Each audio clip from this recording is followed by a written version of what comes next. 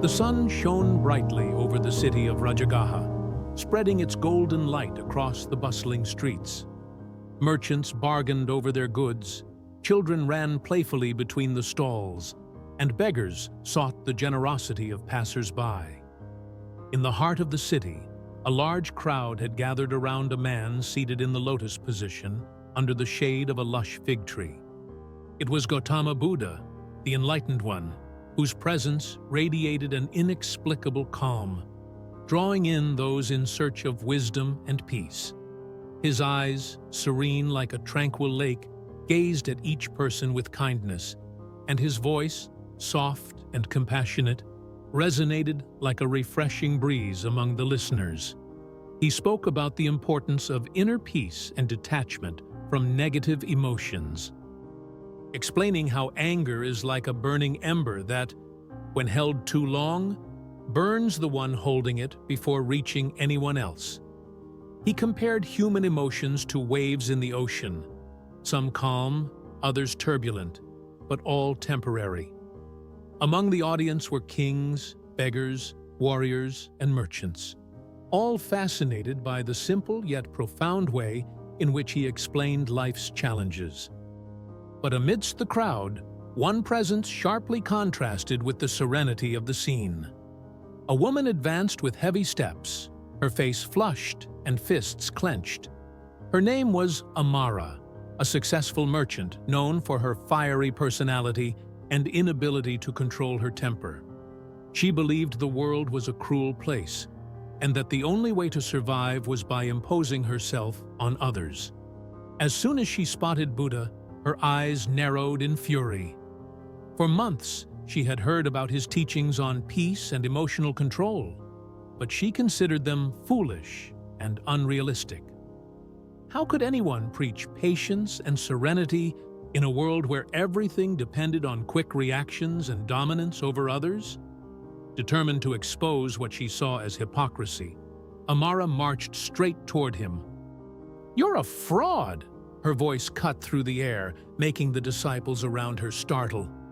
"You teach these lies because you've never known real pain and struggle. Only someone who lives far from the real world can talk about patience and control. Real life is full of betrayal and suffering. How dare you deceive these people?" The crowd backed away slightly, uneasy. Many had seen Amara explode with anger before, and knew that confronting her was useless. However, Buddha showed no sign of surprise or discomfort. He looked at her with the same serene expression and took a deep breath before responding.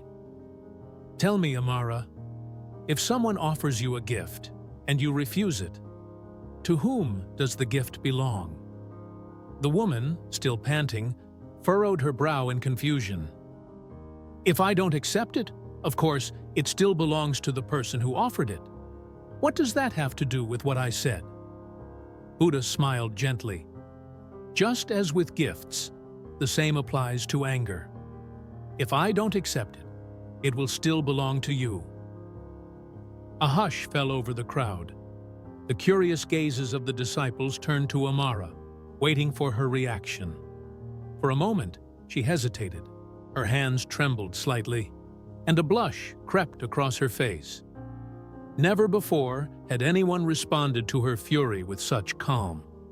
But her pride still spoke louder. "So you think not reacting is a sign of strength? That's cowardice. You're not facing reality. You're running from it."